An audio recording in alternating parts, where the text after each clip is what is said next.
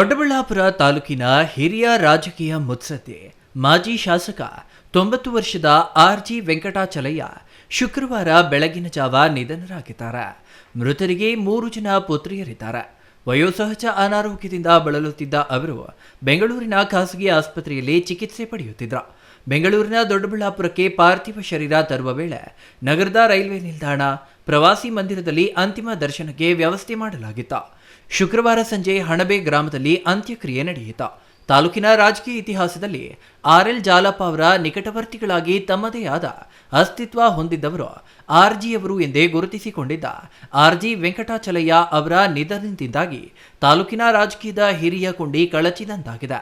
PLD bank ಅಧ್ಯಕ್ಷರಾಗಿ, ಜಿಲ್ಲಾ bank ಅಧ್ಯಕ್ಷರಾಗಿ, ಜಿಲ್ಲಾ ಪಂಚಾಯಿತಿ ಅಧ್ಯಕ್ಷರಾಗಿ, ಬೆಂಗಳೂರು ಅಂತಾರಾಷ್ಟ್ರೀಯ ವಿಮಾನ ನಿಲ್ದಾಣ ಪ್ರಾಧಿಕಾರದ ಅಧ್ಯಕ್ಷರಾಗಿ, ಕೆಪಿಸಿಸಿ ಸದಸ್ಯರಾಗಿ ಹಾಗೂ ಶಾಸಕರಾಗಿ ಸೇವೆ ಸಲ್ಲಿಸಿದರು. ಹಣಬೆ ಹಾಗೂ ಸುತ್ತಮುತ್ತಲ ಗ್ರಾಮಗಳಲ್ಲಿ ಯಾವುದೇ ಕೌಟುಂಬಿಕ ಕಲಹ, ಅಣ್ಣ ತಮ್ಮಂದಿರ ಆಸ್ತಿ ವಿವಾದ ಏನೇ ಬಂದರೂ ಮೊದಲು ಜನ ನ್ಯಾಯ ಕೇಳಲು ಆರ್.ಜಿ. ವೆಂಕಟಾಚಲಯ್ಯ ಅವರ ಬಳಿಗೆ ಬರ್ತಿದ್ರು. ಇಂತಹ ನೂರಾರು ನ್ಯಾಯಗಳನ್ನು ಬಿಡಿಸುವ ಮೂಲಕ ಜನರು ಪೊಲೀಸ್ ಠಾಣೆ, ನ್ಯಾಯಾಲಯದ ಮೆಟ್ಟಿಲು ಹತ್ತುವುದನ್ನು ತಪ್ಪಿಸುತ್ತಿದ್ರು.